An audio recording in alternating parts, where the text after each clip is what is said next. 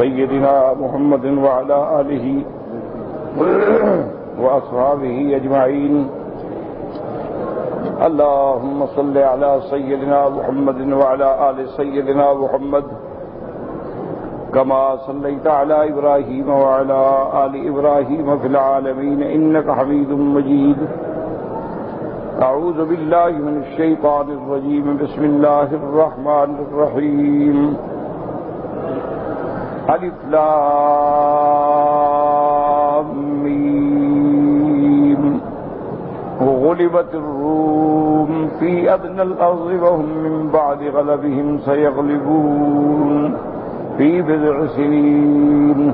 لله الأمر من قبل ومن بعد ويومئذ يفرح المؤمنون بنصر الله ينصر من يشاء وهو العزيز الرحيم.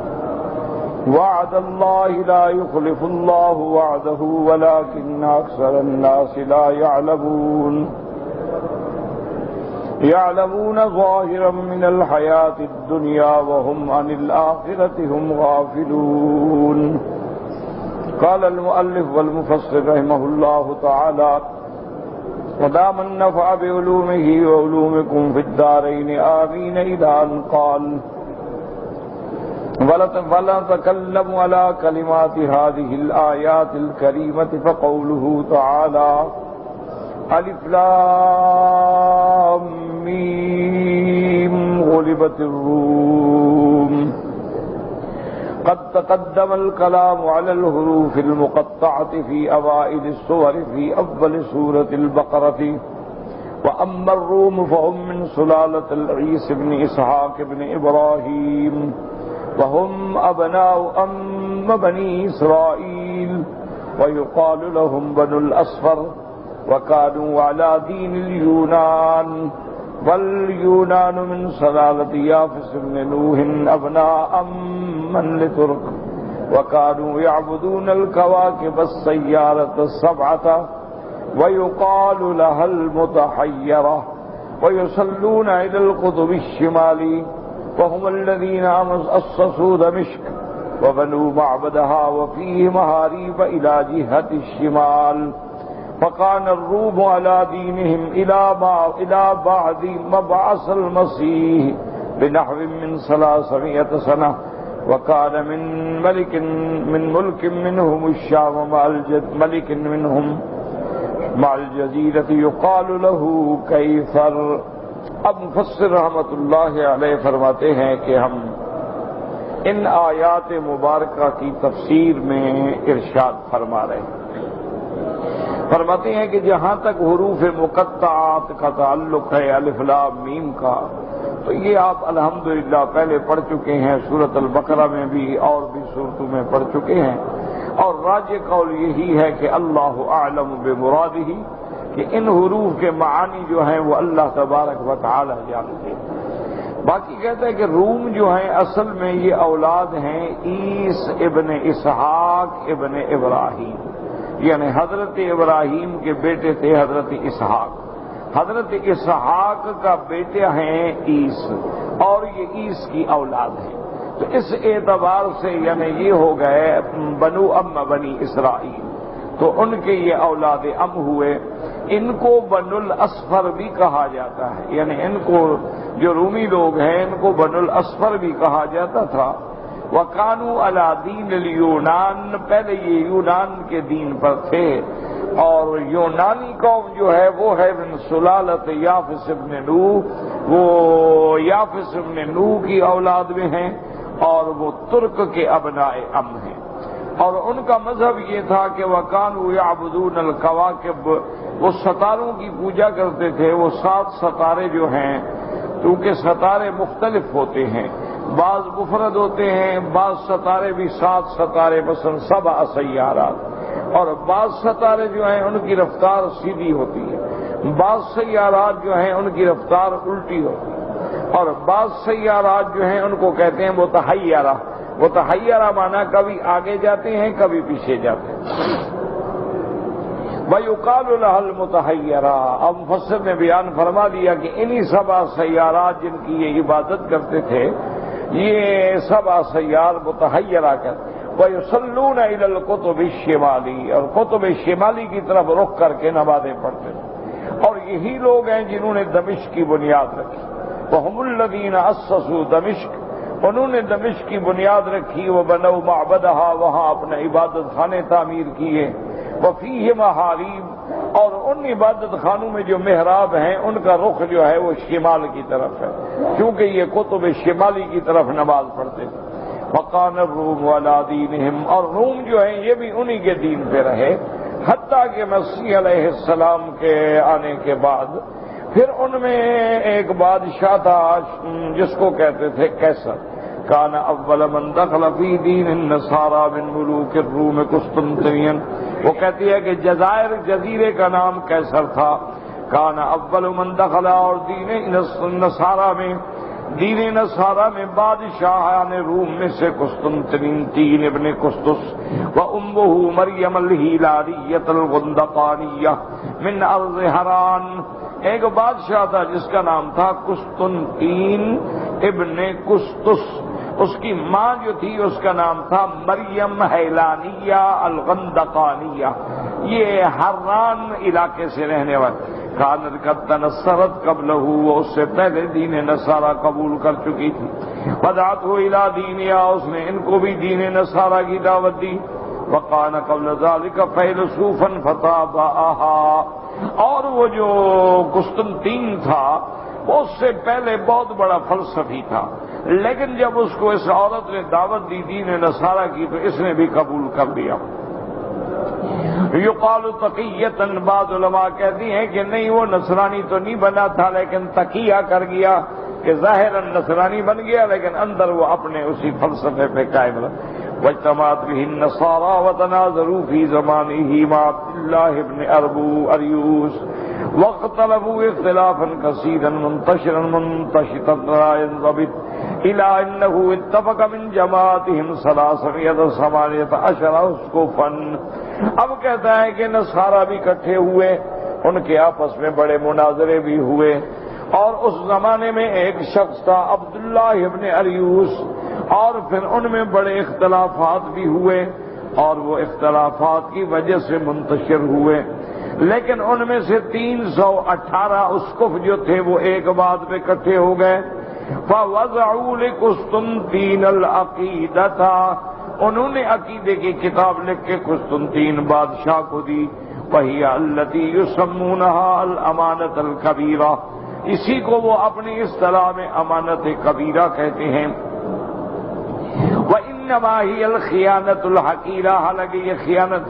فَوَضَعُوا لَهُ الْقَوَانِينَ يَعْنُونَ كُتُبُ الْأَحْكَامِ مِنْ تَحْرِيمٍ وَتَحْلِيلٍ، ان لوگوں نے پھر اس کو قوانین بنا کے دیے کہ یہ چیزیں حرام ہیں اور یہ چیزیں حلال ہیں، وغیر ذلك مما يحتاجون إليه، وغيروا دين المسيح علیہ السلام، اور حضرت عیسیٰ علیہ السلام کا جو صحیح دین تھا اس کو انہوں نے بدل ڈالا، کیونکہ حضرت عیسیٰ علیہ السلام کے بعد دین عیسیٰ علیہ السلام محفوظ نہیں رہا، ان کے کئی حواری پیدا ہوئے اور پھر ہر حواری نے اپنا اپنا عقیدہ بنا ڈالا، حتیٰ کہ بعض لوگ جو تھے وہ حضرت عیسیٰ علیہ السلام کی الوہیت کے قائل ہو گئے کہ عیسیٰ علیہ السلام جو تھے خود خدا تھے، اور بعض لوگ جو تھے وہ حضرت عیسیٰ علیہ السلام کی ابنیت کے قائل ہوئے کہ نہیں خدا تو نہیں، خدا کا بیٹا ہے، اور بعض لوگ جو تھے وہ تثلیث کے عقیدے پہ آئے کہ ان تین میں ایک خدا ہے، اور اسی طرح انہوں نے عقیدہ کفارہ گھڑا۔ عقیدہ کفارہ ان کا یہ تھا کہ ہم عیسائی جو ہیں قیامت تک جتنے گناہ کریں گے ہمارا کفارہ عیسیٰ علیہ السلام دے چکے ہیں، وہ پھانسی پہ چڑھ گئے، لہذا ہمیں کوئی سزا شدا نہیں ہوگی کیونکہ ہمارا کفارہ ہو چکا ہے۔ اب اس کے بعد اس لیے فرماتے ہیں کہ یانون من کتب وزادوا فیہ ونقصوا منہ، حضرت عیسیٰ علیہ السلام کے سچے دین میں بعض چیزیں انہوں نے بڑھا دی اور بعض چیزیں جو تھیں وہ گھٹا دی۔ وصلوا الی المشرق، اس کے بعد انہوں نے مشرق کی طرف رخ کر کے نمازیں پڑھنی شروع کی۔ واعتادوا عن السبت بالعہد، اور انہوں نے ہفتے کے بجائے اتوار عہد کی چھٹی اختیار کی۔ وعبدوا الصلیب، اور انہوں نے صلیب کی عبادت شروع کی. وَأَحَلُّوا الْخَنَازِيرَ خنزیر، انہوں نے خنزیر کو بھی حلال کرا دیا. وَاتَّخَذُوا أَعْيَادًا أَحْدَثُوهَا، اور انہوں نے اپنی قوم کے لیے کچھ عیدیں بھی مقرر کی، کعید الصلیب والقداس والقطاس. ایک عید کا نام عید صلیب تھا، اور ایک عید کا نام عید قداس تھا، اور ایک عید کا نام عید غطاس تھا. وغیر ذلك من البوائس والشعابین. وجعلوا له الباب، اور اس کے علاوہ اور بھی بہت ساری چیزیں تھیں جس کو انہوں نے دین بنا لیا. وهو كبيرهم ثم البطارقہ، اور انہوں نے اپنا ایک بڑا بھی بنایا باب، یعنی جس کو پوپ کہتے ہیں آج کل، اس زمانے سے یعنی یہ چلے آ رہے ہیں. کہتے ہیں وهو كبيرهم، پھر وہ سب سے بڑا وہ پوپ کہلاتا تھا، جس کو بابا کہتے تھے، باپ بھی کہتے تھے، پوپ بھی کہتے تھے. ثم البطارقہ، اس کے بعد کے رتبے والے جو تھے وہ بطارقہ تھے. ثم المطارنہ، اس کے بعد کے درجے والے جو تھے مطارنہ تھے. ثم الاساقفہ، اس کے بعد جو تھے اساقفہ تھے. اس کے بعد والکساوس، ثم الشمامسہ. یہ انہوں نے یہ نام رکھے تھے کہ پہلا درجہ باپ کا ہے، پوپ کا ہے، پوپ کے بعد جو ہے بطارقہ ہے، بطارقہ بعد مطارنہ ہے، مطارنے کے بعد اساقفہ ہے، ان کے بعد کساوسہ ہیں، ان کے بعد شمامسہ ہیں. اور یہ ساری انہوں نے اپنی اصطلاحات. وابتدأوا الرہبانیہ، اور انہوں نے رہبانیت کی ابتدا کی. رہبانیت کا معنی کہ ہر لذت والی چیز کو چھوڑ دینا، کہ بیوی دور، اور اس کے نکاح نہیں کرنا، عورت کے قریب نہیں جانا، گوشت نہیں کھانا، مقوی غذائیں نہیں کھانی، اعلیٰ لباس نہیں پہنا، بس سادگی میں زندگی گزر کرنی ہے، اور تجرد کی زندگی گزر. وَبَنَا لَهُمُ الْمَلِكَ الْكَنَائِسَ وَالْمَعَابِدَ، بادشاہ نے ان کے لیے گرجے بنائے، عبادت خانے بنائے. وَأَسَّسَ الْمَدِينَةَ الْمَنْسُوبَةَ إِلَيْهِ، اور اس نے ایک بہت بڑے شہر کی بنیاد رکھی. وہی شہر جو ہے قسطنطین بادشاہ کے نام پر قسطنطنیہ کہلایا. یقال انه بنا فی ایامہ 12,000 کنیسۃ، اس نے اپنے بادشاہت کے زمانے میں 12,000 گرجے بنوائے. وبنا بیت لحم بثلاث محاریب، اور بیت لحم وہ جگہ ہے جہاں حضرت عیسیٰ علیہ السلام پیدا ہوئے، اس کو کہتے ہیں بیت لحم. تو بیت لحم کے اندر اس نے 3 محراب بنائے. وبنت امہ القمامہ وہؤلاء هم الملکیہ یعنون الذین هم علی دین الملک، اور اس کے بعد اس کی ماں نے ایک قمامہ بنایا. یہی وہ لوگ ہیں جو اپنے آپ کو ملکیہ بھی کہلاتے ہیں. کیا معنی ہے؟ یعنی وہ دین بادشاہ پہ ہیں، دین الملک پہ ہیں. ثم حدثت بعدهم الیعقوبیۃ اتباع یعقوب الاسقاف، اس کے بعد پھر یعقوبیہ آئے. یعقوبیہ جو ہے یہ یعقوب الاسقاف کے ماننے والے ہیں. ان کے بعد ثم النستوریہ، پھر نستوریہ آئے. اصحاب نستورا وهم فرق وطوائف کثیرہ، پھر ان کی کئی جماعتیں ہیں نستوریہ کی. کما قال رسول اللہ صلی اللہ علیہ وسلم انہم افترقوا علی 72 فرقۃ. میرے آقا رحمت دو عالم سیدنا محمد مصطفیٰ صلی اللہ علیہ وسلم نے فرمایا کہ وہ 72 فرقوں میں بٹ گئے. اس لیے حضور نے فرمایا تھا کہ مجھ سے پہلی جو امتیں ہیں وہ 72 فرقوں میں بٹ گئی ہے، لیکن میری امت جو ہے وہ 73 فرقوں میں بٹ جائے، یعنی ان سب سے نمبر لے جائے گا. اور سارے کے سارے فرقے جو ہیں فرمایا کلہم فی النار، سارے کے سارے فرقے جہنمی ہوں گے. الا ما انا علیہ واصحابی، صرف ایک فرقہ جنتی ہوگا جو حضور اور حضور کے صحابہ کے طریقے پہ چلنے والا ہوگا. اب اس کے بعد جناب فرماتے ہیں والغرض انہم استمروا علی النصرانیہ، اس کے بعد وہ بہرحال دین نصرانیہ پہ دائم رہے. کلما ہلک قیصر خلفہ آخر بعدہ حتی کان آخرہم ہرقل، جب ان کا بادشاہ قیصر مر جاتا تو پھر اور بادشاہ آ جاتا. اسی طرح چلتے چلتے چلتے سب سے آخری قیصر جو ہے روم کا بادشاہ وہ ہرقل ہے. وَكَانَ مِنْ عُقَلَاءِ الرِّجَالِ، بڑا ذہین آدمی تھا، وَمِنْ أَحْزَبِ الْمُلُوكِ وَأَدْهَاهُمْ، اور بڑا سمجھدار بادشاہوں میں تھا اور بڑی دہشت تھی اس کی، وَأَبَدَهُمْ غَوْرًا وَأَقْصَاهُمْ رَائِعًا، بڑا دور کی بات سوچتا تھا اور اس کی رائے جو ہے وہ بڑی اہمیت والی تھی۔ فَتَمَلَّكَ عَلَيْهِمْ فِي رِيَاسَةٍ عَظِيمَةٍ وَأَبْهَةٍ كَثِيرًا، اس نے پھر اپنی بادشاہی کو بڑھایا۔ فَنَأْوَاهُ كِسْرَى مَلِكَ الْفُرْسِ وَمَلِكَ الْبِلَادِ كَالْعِرَاقِ وَخُرَاسَانَ وَالرَّيِّ وَجَمِيعِ بِلَادِ الْعَجَمِ وَهُوَ صَابُورُ ذُو الْأَكْتَافِ وَكَانَتْ مُمْلِكَتُهُ أَوْسَعَ مِنْ مُمْلَكَةِ قَيْصَرَ، اس کے بعد کسریٰ تھا ملک فارس، اسی طرح ملک البلاد عراق خراسان رائی، اس کا نام تھا صابور ذو الاکتاف، اس کی مملکت جو تھی وہ قیصر کی مملکت سے بھی بڑی تھی۔ وَلَهُ رِيَاسَةُ الْعَجَمِ، اور اس کے بعد عجم کے جتنے علاقے ہیں اس کے پاس سے، وَحِمَاقَةُ الْفُرْسِ، اور فرس کی حماقت بھی تھی۔ وَهُمْ مَجُوسًا يَعْبُدُونَ النَّارَ، وہ عقیدے کے اعتبار سے مجوسی تھے اور آگ کی پوجا کرتے تھے۔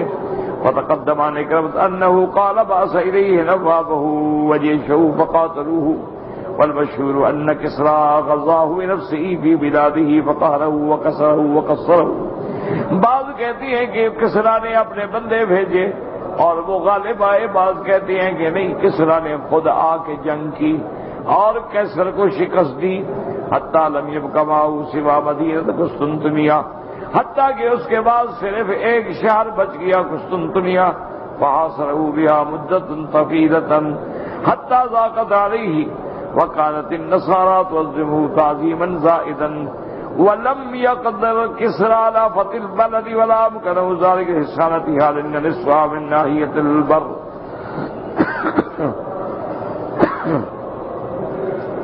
اس نے آ کے قسطنطنیہ کا بھی محاصرہ کر لیا بڑی لمبی مدت، لیکن وہ فتح نہ کر سکا کہ قسطنطنیہ جو ہے یہ بڑا مضبوط شہر تھا، اس کے مضبوط قلعے تھے، اور آدھا حصہ جو ہے وہ تو خشکی کی طرف تھا اور آدھا حصہ جو ہے وہ دریا کی طرف تھا۔ وَكَانَتْ تَأْتِيهِمُ الْمَيْسَرَةُ مِنْهُ ذَلِكَ، تو ان کی مدد اگر خشکی سے رک جاتی تو بحری راستے سے پہنچ جاتی۔ فَلَمَّا طَالَ الْأَمْرُ دَبَّرَ كَيْسَرَ مَكِيدَةً وَرَأَىٰ بِنَفْسِهِ خَدِيَّةً، جب بات لمبی ہو گئی تو پھر کیسر نے ایک ہیلا سوچا۔ فَطَلَبَ مِنْ كِسْرَىٰ أَن يَكْرَمَ مِنْ بِلَادِهِ عَلَىٰ بَعْضٍ يُصَالِحُهُ عَلَيْهِ وَيَشْتَرِطُ عَلَيْهِ مَا شَاءَ فَأَجَابَهُ إِلَىٰ ذَلِكَ، اس نے کسریٰ سے کہا کہ تم محاصرہ ہٹا لو اور تم جو شرائط کرنا چاہتے ہو کر لو، میں ان شرائط پہ سلوک کرنے کے لیے تیار ہوں۔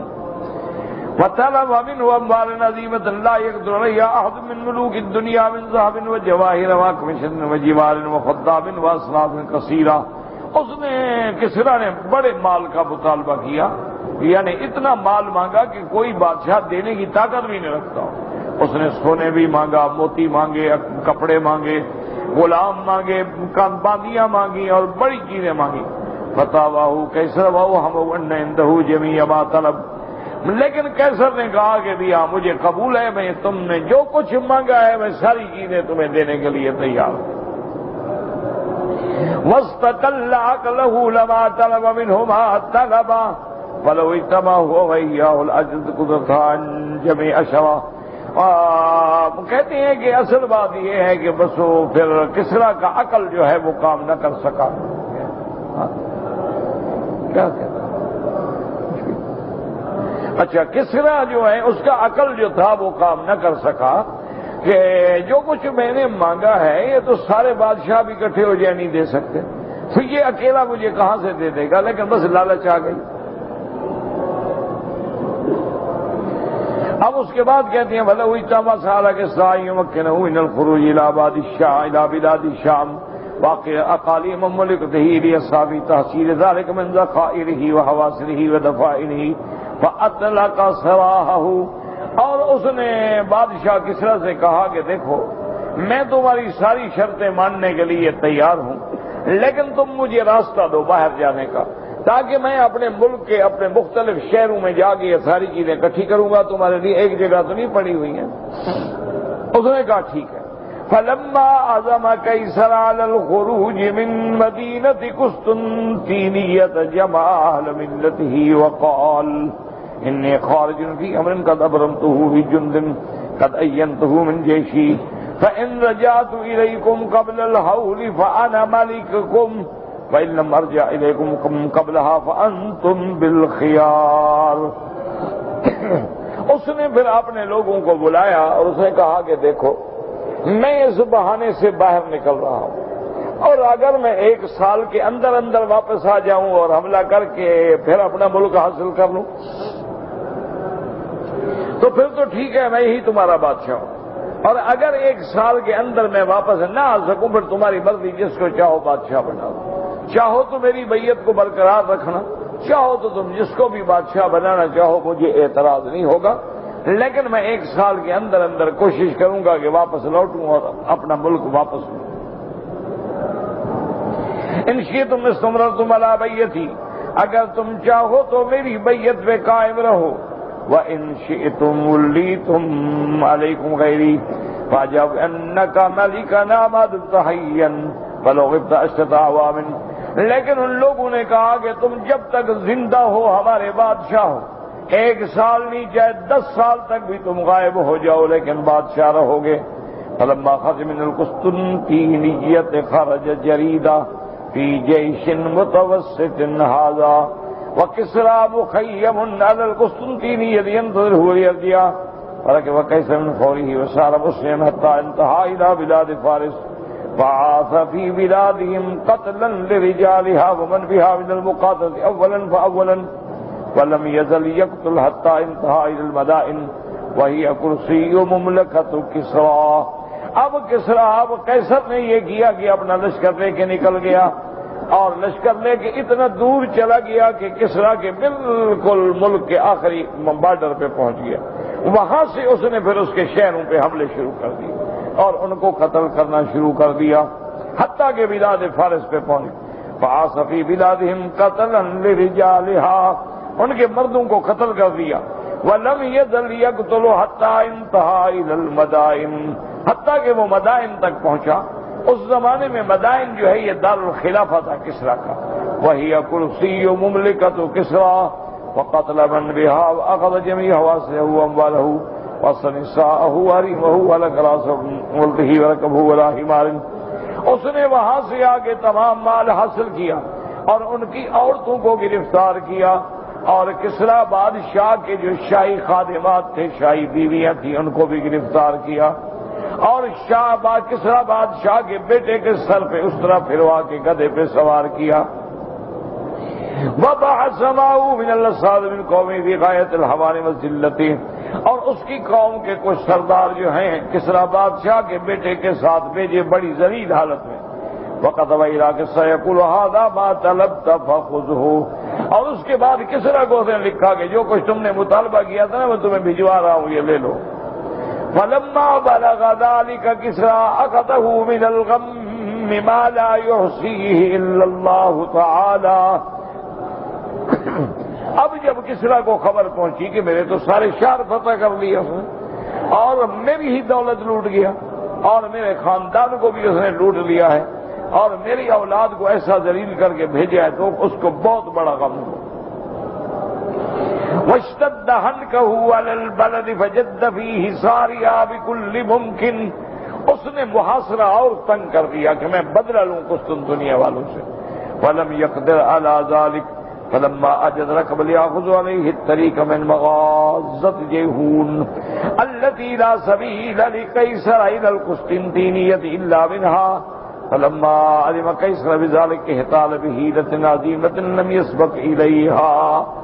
اب اس نے دیکھا کہ میں اگر شہر پہ قبضہ نہیں کر سکتا تو وہ اس راستے پہ آ گیا جو جیہون کے علاقے کا راستہ ہے, اور یہ جیہون کا واحد راستہ تھا جس سے قیصر واپس آگے داخل ہو سکتا تھا. وہاں اس نے آ کے کنٹرول کر دیا. اب قیصر کو بھی پتہ لگا کہ بھئی اس کو ساری خبر ہو گئی ہے اور اس نے بڑی محاصرے میں بھی شدت کر دی ہے اور میرے واپس جانے کا راستہ جو ہے وہ بھی اس نے روک دیا ہے. تو وہ بڑا پریشان ہوا, لیکن اس کے بعد اس نے پھر ایک اور ہیلا کیا. وهو أن وصل جنده وأسرة ما هو عند فم المخاضة وركب في بعض الجيش وأمر بأحمال من التبن والبار والروس معه وصار إلى قريب من يوم في الماء مصدر ثم أمر بإلقاء تلك الأحمال في النهر فلما مرت بكسرى وجنده ظن أنهم قد خاضوا منه ذلك فركبوا في طلبهم فشغلت المخاضة عن الفرس وقدم قيصر فأمرهم بالنهوض والخوض فخاضوا وأسرعوا السير ففاتوا كسرى وجنوده ودخلوا القسطنطينية. تو قیصر نے ایک اور ہیلا کیا کہ اس نے اونٹوں کے ابعار جو تھے اس کا فضلہ جو تھا اور جانوروں کا وہ بہت سارا اکٹھا کرا کے ایک ایسے راستے سے اس دریا میں پھینکا کہ کسرا کے آگے گزرے وہ چونکہ پانی پہ تیرتا گزرا. تو جب وہ ان کے آگے گزرا تو انہوں نے کہا اچھا معلوم ہوتا ہے کہ اس دریا کے نیچے ہے کیسر کی فوج. لیکن یہ جو چھوٹی چیزیں اوپر آ گئی ہیں فوج نیچے ہے. تو وہ ان کے تعاقب میں دوڑ پڑے. جب ان کے تعاقب میں دوڑ پڑے تو راستہ کھل گیا کیسر کے لیے. اور اس کے بعد جو ہے جناب اس نے یہ سمجھا جنہم خادوفی وقدم کیسے امر من نہوض والخوض فافاتوا دیکھو دخلوا قسطنطنیہ میں داخل ہو گئے. فکان ذلك یوما مشہودا عند النصارى وبقي كسرى وجيوشه حائرين لا يدرون ماذا يصنعون لم يصلوا على بلاد كسرى حتى خربتها الروم واخذوا حواصلهم وسبوا ذراريهم ونساءهم. اور وہ فتح نہ کر سکے لیکن کیسر نے اپنے لشکر کے ساتھ ان پہ حملہ کیا اور پھر ان کے اولادوں کو عورتوں کو لڑکیوں کو اور بچوں کو سب کو قیدی بنا. فقال هذا من غلب الروم لفارس وقال ذلك بعد 9 سنين من غلب فارس للروم. یہ فتح جو ہے تقریباً 9 سال کے بعد حاصل ہوئی کیونکہ پہلے جو تھا وہ کسرا غالب آ گیا اور روم شکست کھا گیا. اب روم غالب آ گیا اور کسرا جو ہے وہ شکست کھا گیا. وكانت الوقعة والكائنة بين فارس والرومين غلبت الروم بين أذرعات مسالمات وغيرهما وهي طرف بلاد الشام مما يلي بلاد الحجاز. اور پہلی جو جنگ ہے وہ اذرعات اور بصرہ کے قریب ہوئی تھی. وقال مجاهد كان ذلك بالجزيرة وهي أقرب بلاد الروم من فارس فالله أعلم. ثم كان غلب الروم فارس بعد سنة 9 سال کے بعد اللہ نے پھر روم کو غالب کر دیا. فإن البدع في كلام العرب ما بين 3 إلى 9 بضع سنين. بدع کہتے ہیں 3 سال سے لے کر 9 سال تک. وكذلك جاء في الحديث الذي رواه الترمذي وابن جرير وغيرهما من حديث عبد الله بن عبد الرحمن الجوهري عن الزهري عن عبيد الله بن عبد الله بن عباس أن رسول الله صلى الله عليه وسلم قال لأبي بكر في مناهبة ألف لام ميم غلبت الروم ألا أهتدت يا أبا بكرة فإن البدع ما بين 3 إلى 9. حضور پاک نے فرمایا ابو بکر تم نے جلد بازی کیوں کی, تم نے احتیاط کیوں نہ کی؟ کیونکہ لفظ اللہ نے قرآن میں تو نہیں فرمایا 3 سال, اللہ نے فرمایا بضع سنین. اور بضع جو ہوتے ہیں وہ 3 سے لے کر 9 سال تک ہوتے. اب یہ اللہ کے علم میں ہے وہ 3 سال کے بعد ہو, 6 کے بعد ہو, 8 کے بعد ہو, 9 کے بعد ہو. ثم قال هذا حديث حسن غريب من هذا الوجه. وروى ابن جرير عبد الله بن عمرو انه قال ذلك والله تعالى اعلم. وقوله تبارك وتعالى لله الامر من قبل ومن بعد اي من قبل ذلك ومن بعده فبنى على الضم لما قطع المضاف وهو قوله قبل عن الاضافه ونويت اللہ نے للہ الامر من قبل ومن بعد, یعنی اس واقعے سے پہلے یا ہر چیز اللہ کے ہاتھ. باقی کہتا ہے کہ قبل جو ہے وہ کیوں اس پہ ضمہ آ گیا, کیونکہ وہ لما قطع المضاف قطع مضاف کی وجہ میں علت من قبل ہونا چاہیے تھا کیونکہ من حرف جارہ ہے، لیکن للہ الامر من قبل ومن بعد، تو اس لیے آیا کہ اس نے قطع المضاف وقوله کی قبل عن الاضافتی، یعنی اضافت کے سے پہلے اس کا اعراب یہی تھا۔ وَيَوْمَئِذٍ يَفْرَحُ الْمُؤْمِنُونَ بِنَصْرِ اللَّهِ اے الروم اصحاب کیسر ملک الشام لا فرصب کسرا، اور جس دن روم کو کسرا پہ فتح ہوگی تو مومنوں کو خوشی ہوگی، کیونکہ کسرا جو ہے یوم البجوس۔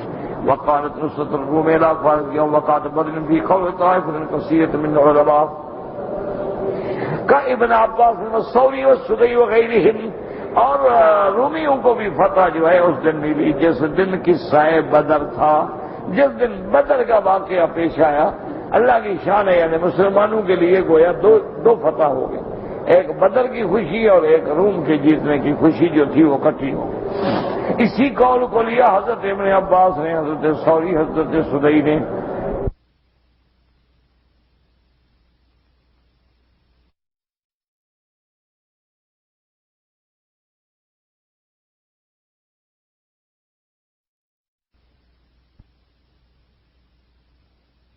سعید قال لما كان يوم بدر ظہرت الروم على فارس، یوم بدر والے دن غالب آ گئے روم فارس پر، فأعجب ذلك المؤمنین ففرحوا به، مومنوں کو یہ بات بڑی پسند آئی اور بڑے خوش ہوئے۔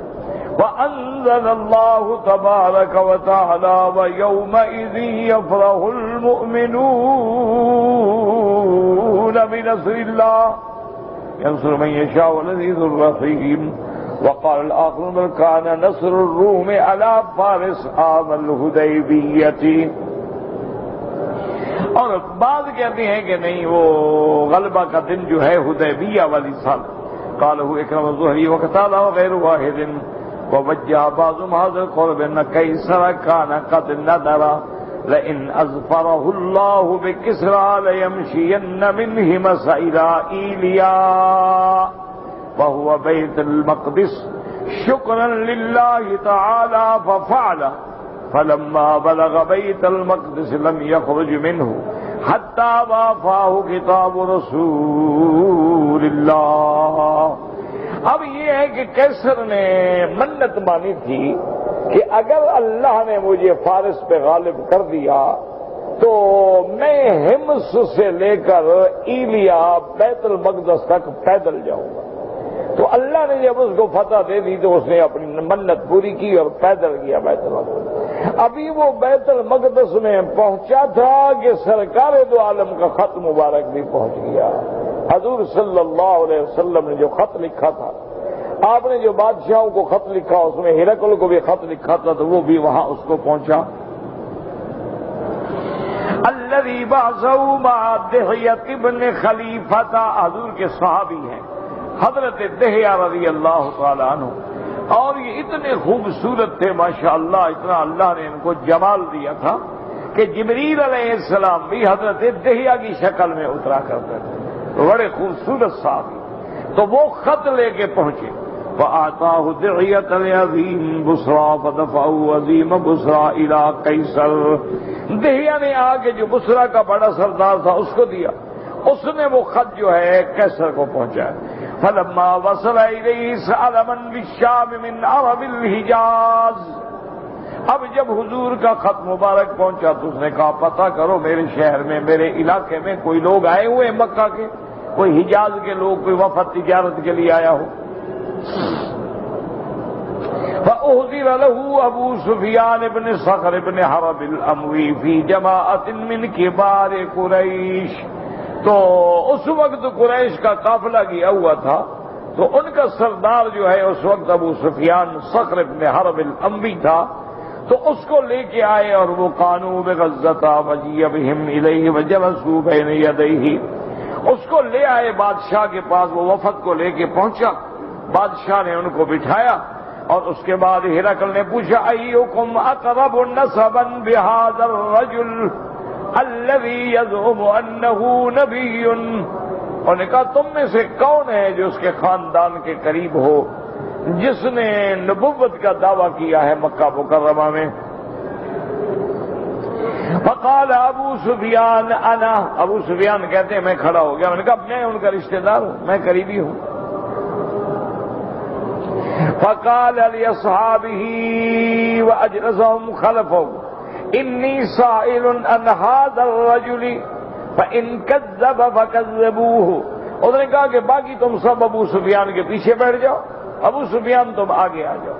اور اس نے باقی لوگوں سے بھی کہا کہ دیکھو ابو سفیان سے میں سوال کروں گا، اگر یہ جھوٹ بولے تو تم بتا دینا کہ جھوٹ بول رہا ہے، اگر سچ بولے تو بتا دینا کہ سچ بول رہا ہے۔ فقال ابو سفیان فواللہ لولا ان یاسروا علی الکذب لکذبت، کہتا ہے کہ میرا خیال تھا کہ لیکن میں نے کہا کہ بھئی چاہتا تو میں جھوٹ بول سکتا تھا لیکن میں نے نہیں بولا۔ فسألہ ہرقل عن نسبہ وصفته، سب سے پہلے ہرقل نے پوچھا کہ جس نے نبوت کا دعویٰ کیا ہے اس کے بارے میں مجھے بتاؤ کہ ان کا کیا نسب ہے، کیا خاندان ہے، کس قبیلے سے ہیں۔ فکان فیما سألہ ان قال فهل یغدر، اور اس کے بعد اس نے دوسرا سوال کیا کہ وہ اللہ کا نبی جو ہے اس نے کبھی دھوکہ بھی کیا ہے، کبھی خیانت کی ہے؟ قلت لا ونحن منه فی مدت لا ندری ما هو صانع فیہا، اس نے کہا کہ آج تک تو اس نے غدر نہیں کیا لیکن ابھی ان کی اور ہماری ایک صلح ہوئی ہے حدیبیہ والی، اس لیے بعض کہتے ہیں کہ یہ حدیبیہ کے بعد کا واقعہ ہے، تو پتہ نہیں اب کیا کرتے ہیں، ابھی تک تو اس نے کوئی غدر نہیں کیا لیکن اب معاہدہ تو اب ہوا ہے ہمارا، اب پتہ لگے گا کہ وہ معاہدے میں قائم رہتے ہیں یا نہیں رہتے ہیں۔ صادع فيها يعني بذلك الهدنة التي كانت قد وقعت بين رسول الله وصلى الله عليه وسلم وكفار قريش عام الحديبية على وضع الحرب بينهم 10 سنين، معاہدہ ہو گیا تھا کہ 10 سال تک ہم جنگ نہیں کریں گے۔ فاستدلوا بهذا على أن نصر الروم على فارس كان عام الحديبية لأن قیصر انما وفى بنذره بعد الحدیبیۃ واللہ اعلم، تو وہی بعض علماء نے یہ استدلال کیا کہ یہ جو روم کی فتح ہے یہ حدیبیہ کے قصے کے بعد، یعنی جس دن حدیبیہ کی فتح ہوئی اسی دن ان کو بھی فتح ہوئی، کیونکہ ہرقل جو ہے حدیبیہ کے واقعے کے بعد وہ گیا ہے یعنی شام کی طرف یا بیت المقدس کی طرف، تو بہرحال یہ دو قول ہیں لیکن زیادہ تر راجح قول وہی ہے کہ یوم بدر ہے، واللہ اعلم۔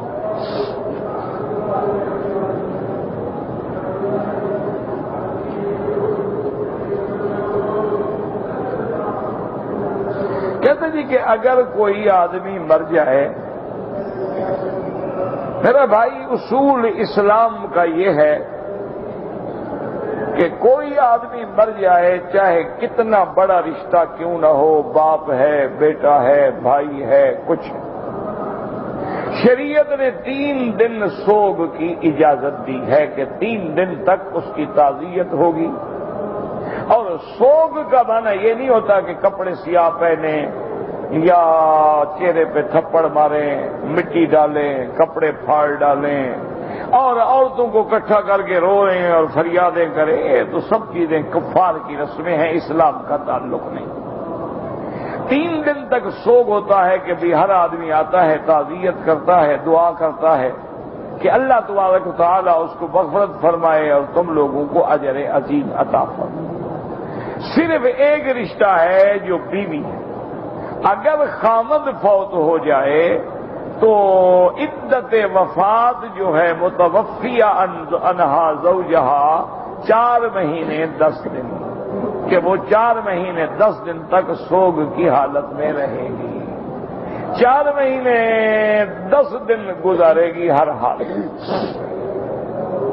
اور اس 4 مہینے 10 دن میں نہ تو وہ اپنے گھر سے نکلے گی، نہ کوئی میک اپ سنگار کرے گی، حتیٰ کہ سرما وغیرہ بھی نہیں پہنے گی، اور بالکل سادہ لباس میں رہے۔ باقی اپنے گھر میں رہتے ہوئے اپنے بیٹے سے یا بھانجے سے یا اپنے عزیزوں سے بات کرنا تو منع نہیں، بات تو ہوگی، آخر اس کے گھر میں اس کی اولاد ہے، اس کی بیٹے ہیں، بیٹیاں ہیں، بھانجے ہیں، بھانجیاں ہیں، تو جو اس کے محرم ہیں ان سے بات کرے گی.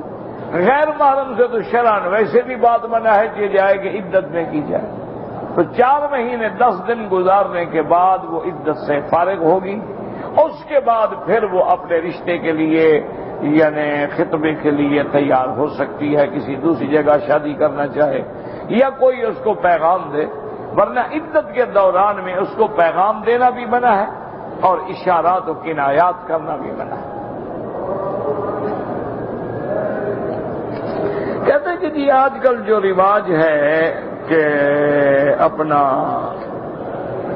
لوگ جو ہے اکٹھے کر کے ختم شریف پڑھتے، یہ تو بدعات ہے، ان کا اسلام سے کوئی تعلق. ہاں اب یہ دیکھیں مثلا ایک بندہ فوت ہو گیا، اس کے بھائی ہیں، بیٹے ہیں، بیوی ہے، بچے ہیں، گھر میں قرآن پڑھ رہے ہیں، اس کے لیے دعائیں مانگ رہے ہیں، وہ جائز. لیکن یہ جو ہم نے رواج بنا رکھا ہے کہ جی آج قرآن خوانی ہوگی اور آج کل خوانی ہوگی اور آج دعا ہوگی اور آج فلاں ہوگا، یہ بدعت. اصل یہ ہے کہ اس کا کوئی دوست ہے، کوئی عزیز ہے، اپنے اپنے گھر میں بیٹھ کے اس کے لیے قرآن پڑھے. یہ تو لوگ دکھاوے کے لیے اکٹھے ہوتے ہیں. اچھا وہ لوگ بھی قرآن لے کے بیٹھ جاتے ہیں جن کو پڑھنا ہی نہیں آتا، وہ بھی سپارہ کھول کے بیٹھ جاتے ہیں، ورق اڑتے رہتے ہیں، لوگ سمجھیں پڑھ رہے ہیں، اس کو ایک حرف بھی نہیں آتا ہے. اور وہ بھی بغیر وضو کے بیٹھے ہوتے ہیں، کسی کو وضو ہے کسی کو نہیں ہے، کوئی جانتا ہے کوئی بس آ گیا ابھی دوست ہے جی قرآن خوانی ہو رہی ہے جی سارے کمرے میں آ جاؤ. یہ بدعات ہے. ہاں اگر اس کے اپنے بیوی بچے رشتہ دار بھائی بہن دوست ملازم اس کے خیر خواہ اس کے ساتھ محبت کرنے والے لوگ خود بخود اکٹھے ہو گئے اور پڑھتے رہے یا اپنے اپنے گھر میں پڑھتے رہے تو وہ جائز ہے اور اس کا ثواب بھی ان کو پہنچتا ہے.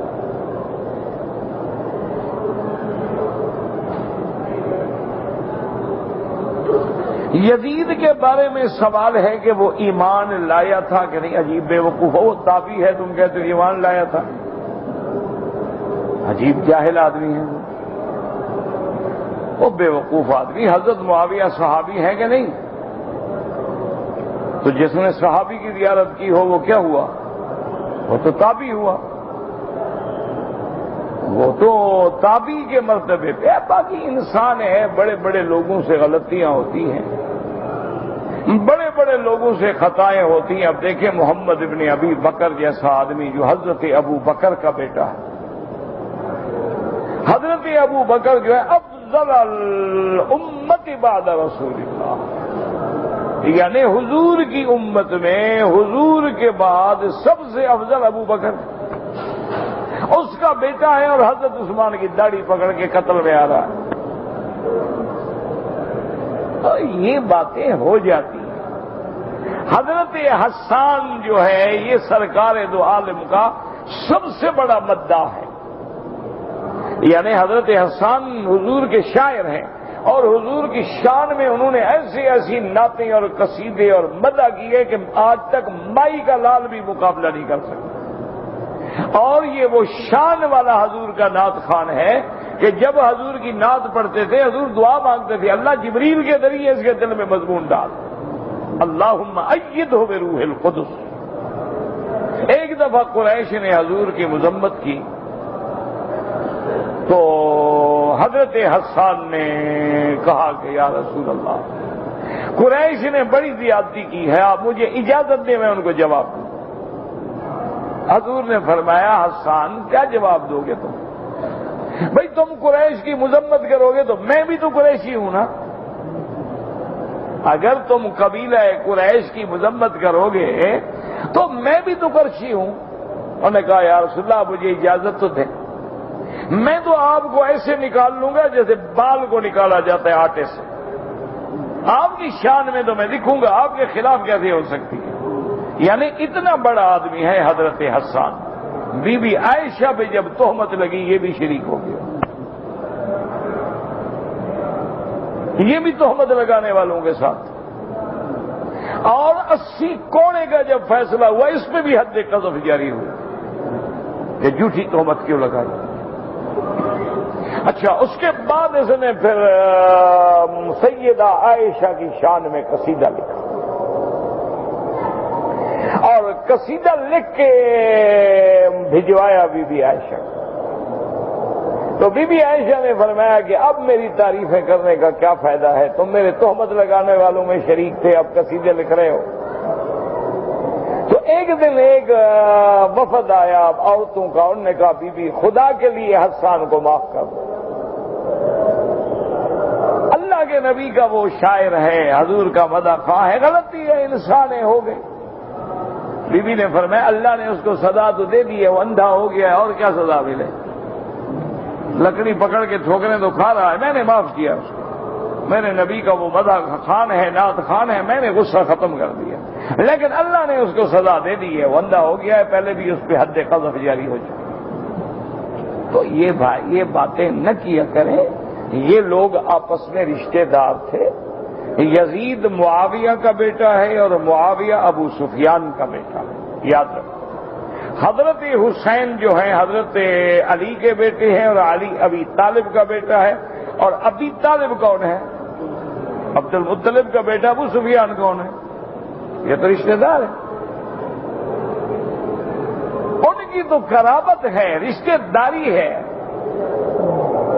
اور پھر اللہ رحمت فرمائے وہ تو تابعی کے درجے کا بندہ ہے، اور اللہ پاک رحمت فرمائے وہ اتنا بڑا آدمی ہے کہ ابو ایوب انصاری جو حضور کا سب سے پہلا میزبان ہے، جب اس کو موت آئی اس نے وصیت کی کہ میرا جنازہ یزید پڑھے، اتنا بڑا آدمی ہے، غلطی ہو گئی۔ اب یہ معاملہ اللہ کے سپرد ہے، ہم کیوں بلا وجہ بات کریں؟ اسی لیے علماء کہتے ہیں کہ لا یجوز اللعن، کہ یزید پہ لعنت نہ کرو، اللہ پر چھوڑ دو، پتہ نہیں حضرت حسین نے ان کو معاف کر دیا ہو اور ہم لعنتیں بھیجتے رہے اور قیامت میں بلا وجہ ہم پکڑے جائیں۔ اور یہ بھی پتہ نہیں کہ حقیقتاً یزید نے قتل کا حکم دیا یا نہیں دیا، کیونکہ تاریخ یہ بتاتی ہے کہ اس نے یہ تو لا شک فی ذلک کہ اس کے زمانے حکومت میں حضرت حسین شہید ہوئے، اس میں تو کوئی شک نہیں، اور اس میں بھی کوئی شک نہیں کہ ان سے پہلے جو گورنر تھا وہ ذرا حضرت حسین کا حامی تھا، اس کو ہٹا کے اس نے ابن زیاد کو گورنر بنا دیا۔ یہ بات بھی صحیح ہے تاریخ میں، اس کا بھی کوئی انکار نہیں، لیکن ساتھ تاریخ یہ کہتی ہے کہ ابن زیاد کو اس نے حکم دیا تھا کہ حضرت حسین کو میری بیعت پہ مجبور کرو کہ وہ میری بیعت کر لیں، ورنہ ان کو گرفتار کر کے میرے پاس لے آؤ، اس نے قتل کا حکم نہیں دیا تھا۔ اب یہ اللہ عالم، اللہ جانتا ہے، تاریخی باتیں ہیں، اور ہمارے لیے احتیاط اسی میں ہے کہ جیسے حضرت عبداللہ ابن المبارک رحمت اللہ علیہ سے کسی نے پوچھا کہ آپ یزید کے بارے میں یا حضرت حسین کے اس بارے میں کیا کہتے ہیں، کیونکہ مسئلہ تو بڑا مشکل ہے نا۔ حضور صلی اللہ علیہ وسلم کی حدیث ہے کہ اسمعوا واطیعوا لو کان عبد حبشی کأن راسہ ذبیبۃ، کہ تمہارا بادشاہ اگر کوئی غلام بھی بن جائے، ادنا آدمی بھی بن جائے، اب سب اطاعت کرو، خروج نہ کرو، بغاوت نہ کرو۔ تو یزید بادشاہ تو بن گیا تھا، تمام علاقے نے بیعت بھی کر لی تھی، تو کیا حضرت حسین کا جانا شریعت میں صحیح تھا کہ نہیں تھا؟ اس لیے بعض محققین علماء کہتے ہیں کہ حضرت حسین نے جو آخری خطبہ دیا ہے نا، اس کے بعد حضرت حسین مظلوم ہے۔ حضرت حسین نے خطبہ دیا تھا کہ یا مجھے واپس جانے دو، یا مجھے یزید کے پاس جانے دو، یا مجھے کوئی اور بارڈر کراس کرنے دو، لیکن ابن زیاد نے یہ تینوں باتیں نہ مانی اور حضرت مظلوم شہید ہو گئے۔ تو اب تو وہ مظلوم ہے نا، اب تو وہ کچھ نہیں لڑنا چاہتے، بلکہ ایک روایت میں تو یہ بھی بات ہے کہ حضرت حسین نے یہ بھی فرمایا کہ ابن زیاد فترک سبیلی، تم میرا راستہ کھول دو، ان اضع یدی علی ید یزید، میں خود جا کے یزید کے ہاتھ میں بیعت کر لوں گا، تم کون ہو ہمارے راستہ روکنے والے، تم ہمارا راستہ نہ روکو۔ تو اس لیے یاد رکھیں یہ معاملات اتنے الجھے ہوئے ہیں کہ حضرت عبداللہ ابن المبارک سے جب کسی نے پوچھا، انہوں نے کہا بھائی خدا کا شکر کرو، ہم اس زمانے میں موجود نہیں تھے، ورنہ پتہ نہیں ہمارا امتحان ہوتا ہم کدھر جاتے۔ ہم حق کا ساتھ دیتے، پتہ نہیں باطل کا ساتھ دیتے۔ تو اللہ نے جب ہمیں اس وقت سے بچایا ہے تو اب زبان کھول کے کیوں اپنی جہنم خریدیں؟ یہ ان کے معاملے ہیں، اللہ پر چھوڑ دو۔ اس لیے حکم ہے کہ توقف کرو، ان کے بارے میں کوئی بات نہ کرو۔ لیکن بہرحال بعض محبت والوں کے بھی اپنے فیصلے ہوتے ہیں۔ میرے والد صاحب رحمت اللہ علیہ جب زندہ تھے، میں چھوٹی کتابیں پڑھتا تھا اور طالب العلم تھا، تو اس زمانے میں میرے دماغ پر بھی بھوت چڑھا ہوا تھا۔ میں نے کافی لوگوں کی کتابیں پڑھی اور مطالعہ کیا، تو میں روزانہ والد صاحب کی خدمت میں آ کے ان کو بڑا تنگ کرتا، پریشان کرتا۔ چھوٹا تھا، میں ان کو بڑا پریشان کرتا کہ حضرت یزید کا قصہ تو سارا جھوٹا قصہ ہے، نہ کوئی راوی ہے بیان کرنے والا۔ حضرت حسین کے ساتھی تو شہید ہو گئے، یہ بیان کس نے کیا ہے قصہ؟ یہ تو سارا من گھڑت فسانہ ہے، ڈرامہ ہے، لوگوں نے بنایا ہے، کوئی حقیقت نہیں۔ اور کوئی حضرت حسین کا پانی بند نہیں ہوا۔ فلاں دن حضرت حسین مدینے سے نکلے ہیں، اونٹنی پہ سفر کیا ہے، اور جس دن کربلا پہنچے ہیں صبح 10 بجے کا وقت تھا اور 3 بجے شہید ہو گئے ہیں، تو پانی کیسے بند رہا؟ میں نے کہا جی یہ تو سب فسانہ ہے اور ڈرامہ ہے۔ اور میں نے کہا دیکھیں جی یہ آج کل گھوڑا نکالتے ہیں، حضرت حسین نے تو گھوڑے پہ سفر ہی نہیں کیا، وہ تو اونٹ پہ گئے تھے، ان کا سفر ہی اونٹنی پہ تھا، یہ پتہ نہیں گھوڑا کہاں سے لے آئے ہیں۔ ان زمانے میں کتابیں پڑھتا تھا یعنی بہت ساری، تو وہ والد صاحب چپ کر کے سنتے رہتے، کوئی جواب ہی نہ دے، سمجھتے ہوں گے پاگل ہے بیوقوف۔ اور میں روزانہ عشاء کے بعد ان کو مٹھیاں بھرتا تھا، اور مٹھیاں بھرتے بھرتے میں پھر شروع ہو جاتا۔ وہ بالکل یہ ایسے کرتے کہ گویا انہوں نے سنا ہی نہیں کہ میں نے کیا کہا۔ 2-3 دن کے بعد ایک دن میں مٹھیاں بھر رہا تھا، میں نے پھر قصہ شروع کیا، تو بلوچ آدمی تھے نا، ان کا بھی غصہ، پھر وہ آخر بلوچ لاکھ مولوی بن جائے تھوڑا بہت اثر تو رہتا ہے، تو یکدم غصے سے اٹھے اور مجھے کہنے لگے بڑا آ گیا پڑھا لکھا آدمی، بڑا تم مورخ بن گیا ہے۔ ایک بات مجھے بتاؤ، اگر قیامت کا میدان ہو، ایک طرف حضرت حسین کھڑے ہوں اور ایک طرف یزید کھڑا ہو، تمہارا ایمان کیا کہتا ہے؟ حسین کے ساتھ جنت جانا چاہتے ہو، یزید کے ساتھ جانا چاہتے ہو؟ میں نے کہا نہیں، حسین کے ساتھ، یہ تو کھلی بات ہے، آخر حسین نواسہ رسول ہے، تو ہم حسین کے ساتھ جائیں گے، یزید کے ساتھ کیوں جائیں؟ میں نے کہا بس یہی بات ہے، یزید لاکھ حق پہ بھی ہو، حسین کا مقابلہ نہیں کر سکتا، بس سیدھی بات۔ آئندہ خبردار کوئی ایسی بات نہ کہے۔ تو میرے دماغ میں بھی عقدہ حل ہو گیا کہ بھی وہ محبوب رسول ہے، وہ نواسہ رسول ہے، وہ اولاد بطول ہے، وہ ابن علی ہے، وہ ابن سیدہ فاطمہ ہے، وہ جس نے سرکار دو عالم کے کندھوں پہ بیٹھ کے بچپن گزارا ہے، اس کا اور یزید کا کیا مقابلہ؟ انہوں نے کہا خبردار آئندہ کتابیں نہ پڑھنا، خارجی بن جاؤ گے۔ تم نے کسی خارجی کی کتابیں پڑھی ہوں گی تو تمہارا دماغ خراب ہوا ہوگا۔ تو مجھے بھی سمجھ آ گئی، اس دن کے بعد ہم نے یہ مسئلہ ہی چھوڑ دیا کہ بھی اس پہ بحث کرنے کی کسی کو اجازت ہی نہیں ہے۔ اس لیے علماء حق جو ہیں وہ کہتے ہیں اپنی زبان بند رکھو اور دعا کرو اللہ ہمیں اہل بیت کے ساتھ ہمارا حشر کرے، سیدنا حسن و حسین کے ساتھ ہمیں اٹھائے۔ باقی اگر حسن و حسین ہی انہیں معاف کر دیں تو ہم کون ہیں وہی پکڑنے والے؟ وہ تو آپس میں قریبی رشتہ دار ہیں، وہ تو ایک دوسرے کے عزیز ہیں۔ اور یہ بھی جو قصے ہوتے ہیں نا، یہ کچھ تاریخ میں بڑھا بھی دیے جاتے ہیں کہ کچھ بڑھا بھی دیا زیب داستان کے لیے۔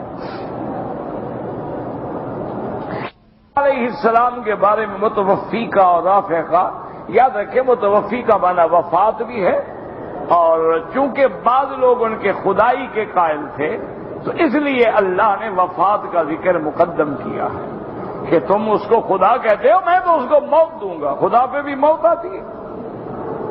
اور پھر اللہ نے وہ واقعہ بیان کیا کہ ہم نے ان کو اٹھا لیا۔ تو بعض متوفی کا معنی پورے کا پورا تولنا بھی آتا ہے، اللہ یتوفی الانفس حین موتہا۔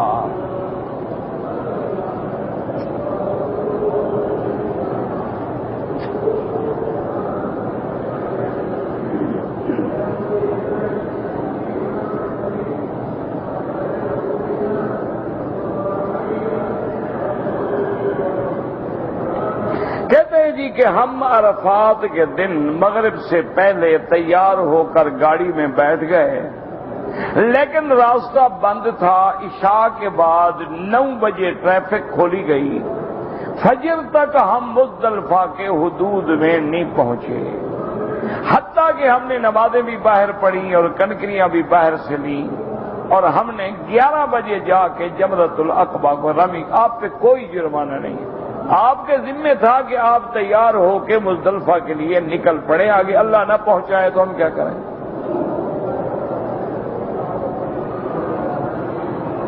میرے چاچا حج کرنے آئے تھے، انہوں نے بظاہر تو کوئی غلطی نہیں کی، لیکن انہوں نے مجھے پیسے دیے تھے کہ ایک دم دے دینا، ہو سکتا ہے کوئی غلطی مجھ سے ہو گئی ہو تو آپ کو وہ دم دے دینا چاہیے۔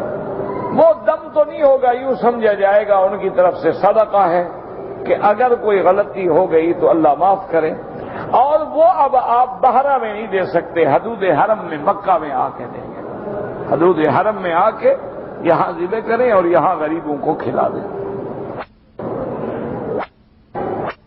کہ مکہ میں رہتا ہے، کام کرتا ہے، یہاں ثواب بھی زیادہ ہے اور گناہ کا خطرہ بھی زیادہ ہے، احتیاط کریں۔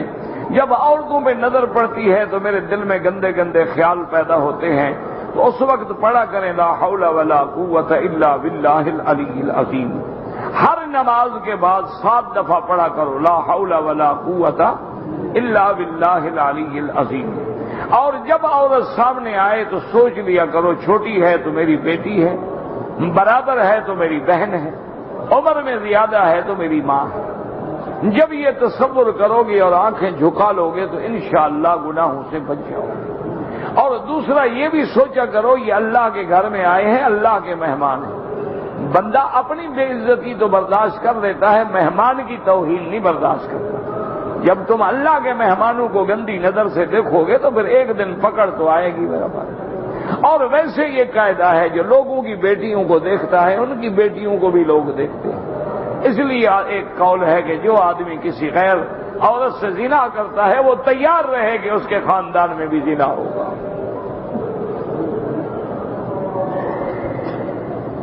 قربانی کا گوشت خرید لیتے ہیں، نہ خریدا کریں۔ قربانی کا گوشت صدقہ کیا جاتا ہے، خیرات کیا جاتا ہے، نہ کہ بیچا جاتا ہے۔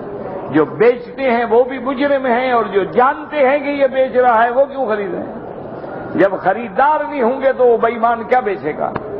ہم ہی تو اس کو تیار کرتے ہیں نا کہ بیچو، ہم گاہک موجود ہیں۔ ان کو پتہ نہیں کیا ہو گیا ہے، باپ دادے کی قبریں بیچتے ہیں، پیر و مرشد کی قبریں بیچتے ہیں، قربانی کے گوشت بیچتے ہیں، بعض حاجیوں کے پیسے دم کے لے کے ویسے پیسے پی جاتے ہیں۔ کیا کریں؟ انا للہ و انا الیہ راجعون۔ شخص کا انتقال ہو گیا ہے، بچے جوان ہیں اور نابالغ بھی ہے، بچے اور بیوی اونٹ ذبح کر کے لوگوں کو کھانا دے رہے ہیں، نہیں دینا چاہیے تھا۔ اگر دے رہے ہیں تو اب اپنے حصے سے دیں، جو نابالغ ہیں ان کے حصے سے نہیں دے سکتے۔ اگر خیرات کرنا ہے تو بیوی اپنے حصے سے کرے، اور جو بیٹا اس کے ساتھ ہے بیٹا اپنے حصے سے کرے، کیونکہ نابالغ اولاد کی جائیداد میں تمہارے تصرف کرنے کا تو حق ہی نہیں ہے۔ تو ویسے کوئی ضروری بھی نہیں ہے کہ زندگی میں کیا خدمت کی ہے کہ مرنے کے بعد اونٹ دے رہے ہوں۔ یعنی زندگی میں ستاتے ہیں، مر جائیں تو خیراتیں کرتے ہیں۔ طائف میں رہنے والے ہیں، ہم نے حج کیا ہے لیکن منا سے طائف چلے گئے، طواف الوداع نہیں کیا تو آپ پہ دم پڑ گئی۔ مکے میں آ کے ایک بکری ذبح کریں اور غریبوں کو کھلائیں۔ مکے کے رہنے والے لوگ ہیں لیکن وہ 10ویں اور 11ویں کی رات منا میں نہیں گزار سکے، ان پہ کوئی دم نہیں، کیونکہ ایک تو اتنی مخلوق ہے اللہ کی، دوسری جگہ ہی نہیں، کہاں گزاریں گے غریب؟ خیمہ ہوتا نہیں۔ ہم تو یہی کرتے ہیں کہ رات کو کنکریاں مارنے چلے گئے، وہ چلتے چلتے رات گزر گئی، چلو بھی مینا میں رات ہو گئی، ورنہ کہاں سے اب 11,000 20,000 15,000 کا خیمہ لے کے رہے، کہاں سے آدمی خرچ کر سکتے؟ اور اللہ کا فضل ہے ہم پھر اکیلے تو ہوتے نہیں نا، تو ہم تو جب جاتے ہیں قدرت خدا کی بات ہے، بڑی